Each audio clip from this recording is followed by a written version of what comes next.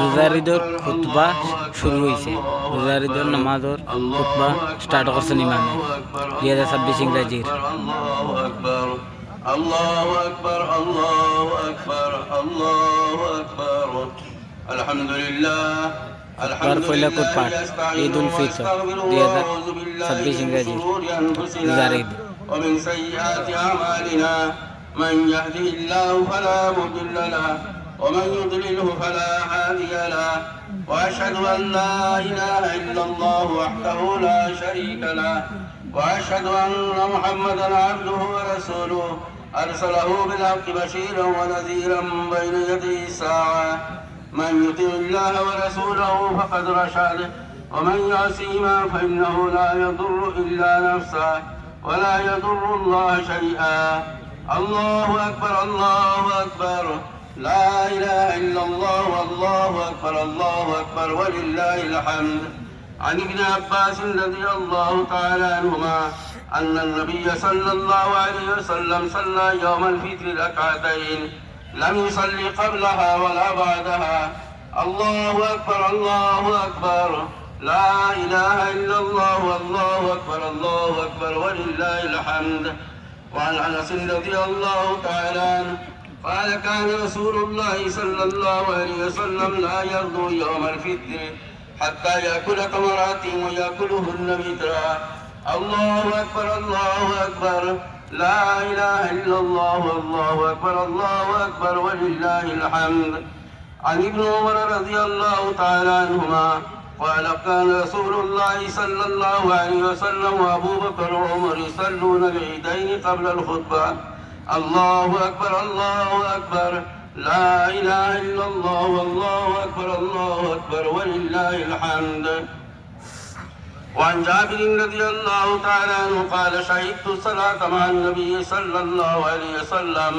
في يوم العيد فبدأ بالصلاة قبل الخطبة بغير أذان ولا إقامة فلما قضى الصلاة قام متكئا على بلال فحمد الله وأثنى عليه ووعظ الناس وذكرهم وحثهم على طاعته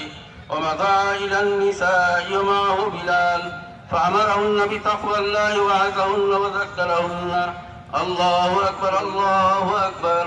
لا إله إلا الله والله أكبر الله أكبر ولله الحمد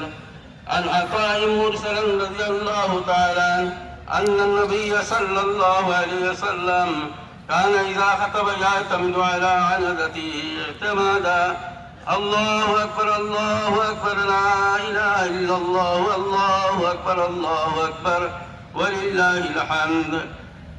قال أخبرني جابر بن عبد الله رضي الله تعالى عنه أن لا أذان للصلاة يوم الفطر حين يخرج الإمام ولا بعدما يخرج ولا إقامة ولا نداء ولا شيء لا نداء يومئذ ولا إقامة الله أكبر الله أكبر لا إله إلا الله والله أكبر الله أكبر ولله الحمد عن ابن عمر رضي الله تعالى عنه قال فرض رسول الله صلى الله عليه وسلم زكاة الفطر ساعة من شعير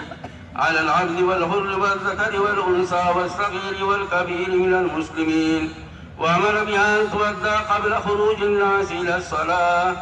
الله أكبر الله أكبر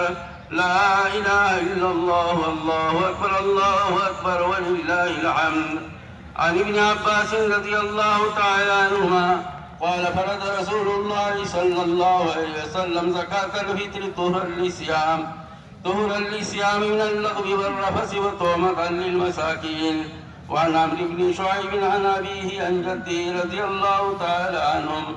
أن النبي صلى الله عليه وسلم بعث مناديا في فجاج مكة ألا إن صدقة الفطر واجبة على كل مسلم ذكر أو أنثى حر أو عبد صغير أو كبير مدان من قمح أو سواه أو صاع من طعام الله أكبر الله أكبر لا إله إلا الله والله أكبر الله أكبر ولله الحمد